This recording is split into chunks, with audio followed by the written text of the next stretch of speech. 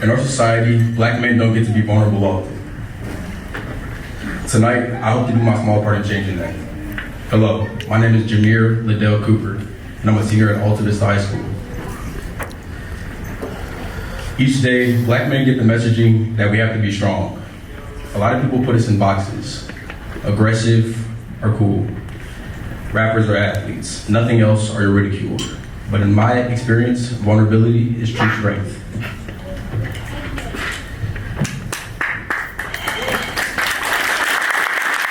I grew up surrounded by strong black women who worked against the narrative of which it meant to be a black man in society.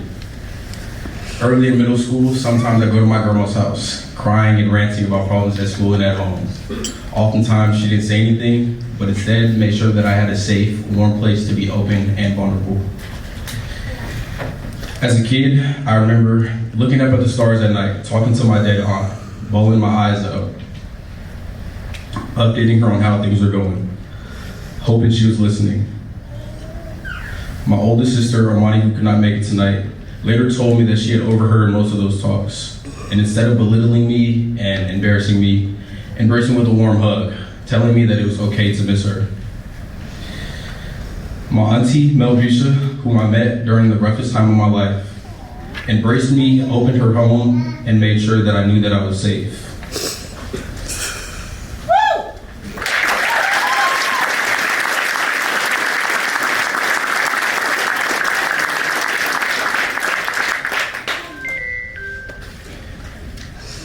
And my mother. You got this.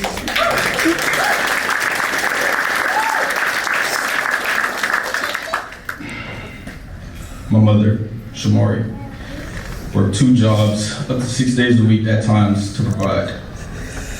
Mom, even though we bumped heads from time to time, you are my hero.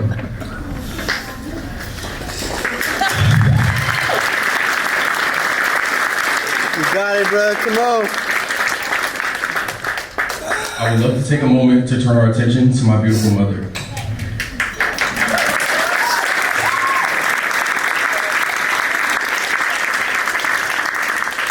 First, I thank you for life, your hard times, and your sacrifice.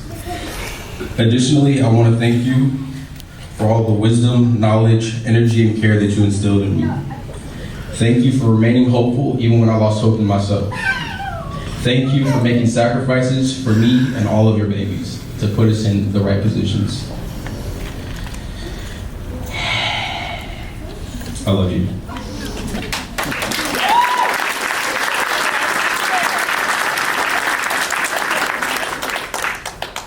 I would want to thank my grandmother and my aunts as well. And thank you to all the women who have played a part in my journey. All these women taught me that vulnerability allows us to work through struggle, and that's real strength. If you know me, then you know for most of my life, Jameer Cooper meant sports. Football for me was everything. It was my outlet, and ultimately it was my dream, and nearly my reality. I tore my meniscus my sophomore year, had knee surgery, and have not played since. I was forced to be vulnerable because I was more than anything afraid. I had to face the harsh reality of maybe never being able to play the sport which I loved. The sport that grew me and made me who I was. Of course, the physical recovery was challenging, but overcoming the mental boundaries set by fear was an openness that I had never practiced before.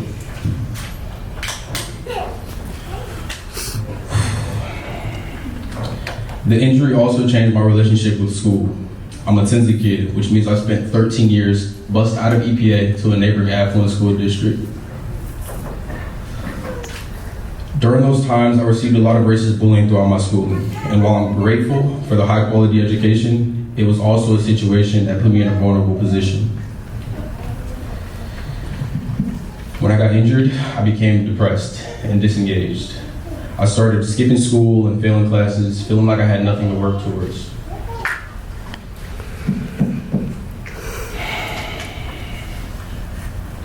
I was sent to the district's alternative school to make up credits, and there I had to refine myself.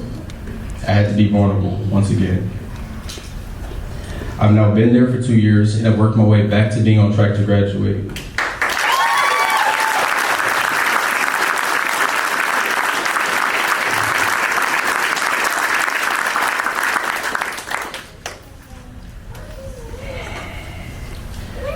I'm proud of myself for having the will to withstand the criticism that came with it, and I'm proud of who facing this challenge has made me.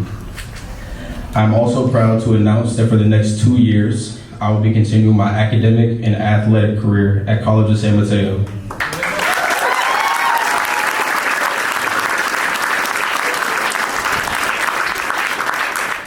From there, I plan on majoring in kinesiology and giving back to athletes like myself.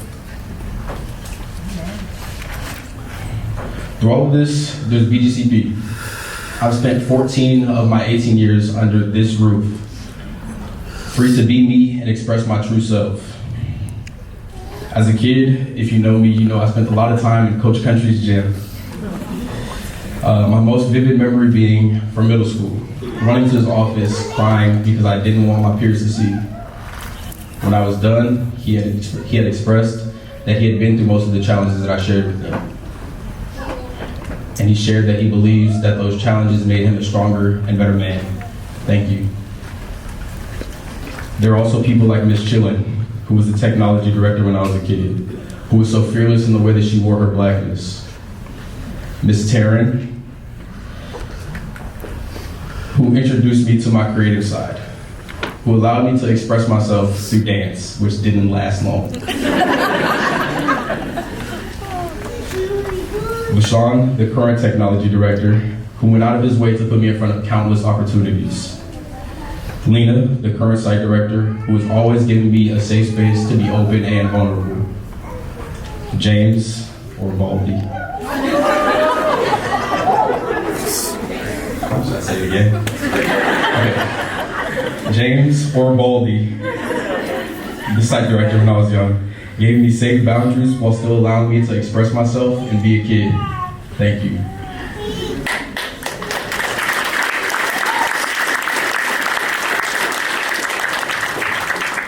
Honestly, they make me and all of us on this stage truly safe in ways some of us had never expected. That's part of why I started working here in the mental health department. The therapists and I here are working on launching peer-to-peer support groups, which I'll lead. I find that oftentimes students have a negative view of access in mental health services, but in my experience, all this openness and vulnerability is what's kept me going. Even when I've stumbled, being vulnerable was kept me back on track. And I hope I can help other kids see that before it's too late.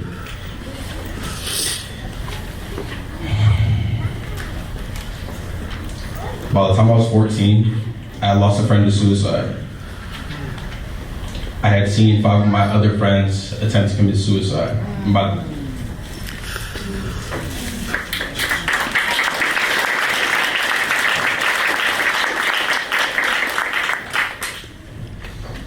And in the same year, I had thought about ending my own life. But I didn't, because I knew the value of my life. Because I knew that I was safe and I was connected to friends, family, and a community that cared about me.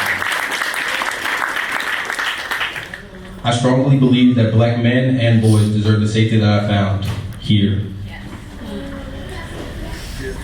And at BGCP and in my future, I'm committed to providing that for others in the crowd.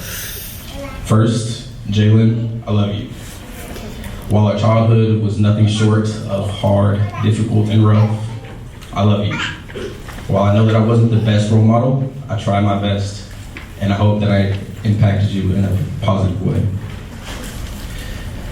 I hope that your future holds great things.